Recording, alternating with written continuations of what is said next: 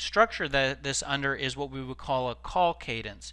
So, and we structure this in 4 rounds. So round 1 is we call the prospect, right? And something's going to happen here, which is either they're going to answer the call or they're not. So let's say they answer the call. Okay, we go through our call script. The call script that I showed you in Sales Scripter is what you could use right here. Well, let's say they don't answer the call. On the first call, we're not going to leave a voicemail message. And the reason why is because we're going to take a step back, and now we're going to actually, instead of leaving a voicemail message, we're going to send our first pre-call email. So this might be pre-call email 1, which could be pain message. So by the way, you do have the option, and after that we're going to pause 1 day after we send this email. You do have the option just to start here. So if you want to start with your first step is the email and not the call, you could start at either place. But after this we're going to pause 1 day, and that's going to complete round 1. Round 2 is 1 day has expired, and now we're going to call back. Because remember, we didn't leave a voicemail message, so we have that ability to keep calling back with a high frequency, meaning little time in between our call attempts. And of course, they're either going to answer the call and we can go through a call script, or they're not. At this point, we're going to leave voicemail message number 1. So we sent pre-call email with the pain points. Maybe now we leave a voicemail message with our benefits. And now we're going to send a post voicemail email with our benefits.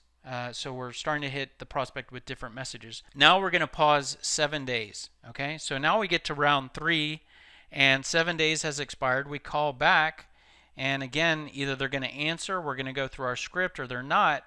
Now we're going to not leave a voicemail message. Now we're going to try we paused our calling because we left a voicemail and we sent an email, but now some time has passed, so now we're going to hit them with a little bit of high frequency call attempts, which is what is designed to improve our odds of catching them in their office.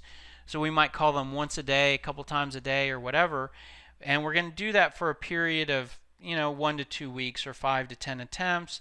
After we've tried 5 to 10 times, or 1 or 2 weeks, we're going to leave voicemail message number 2, which is going to be different from voicemail 1. Send voicemail message email follow-up number 2, and then we're going to pause for 7 days. Now what we can do at this point is now we can begin to move horizontally in the organization. So we've been doing all this up until this point with the VP of IT. Now we're going to try to call the Director of IT. And what we're going to do is we're going to start Director of IT on step 1 of our call cadence. By the way, the horizontal movement could have involved us pushing 0 to go back to the gatekeeper to find out who the Director of IT is or who else we should talk to, and maybe that gatekeeper then gives us that new contact, and then we start our call cadence round 1 with that new contact, and this whole process starts from the beginning to end with that new contact.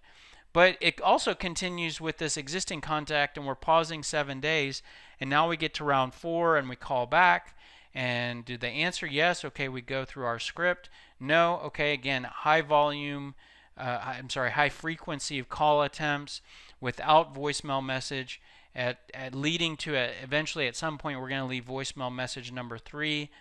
We send post voicemail email number 3, and at this point we've tried a lot. Now at this point maybe a month has taken place in terms of time. We've sent multiple emails, we've left multiple voicemails, and whatnot. We could potentially close this prospect and label it under the category of we really tried and we're not going to continue to waste too much time. So one thing you could do is, if you have a decent email drip campaign, this is where you might be able to add this contact to some sort of email drip automation campaign. So meaning you're not going to continue to spend your valuable time calling them because you're going to consider them unreachable, but you're going to use your tools and your automation and your marketing, content marketing, to keep reaching out to them. So that's something you could do at this point.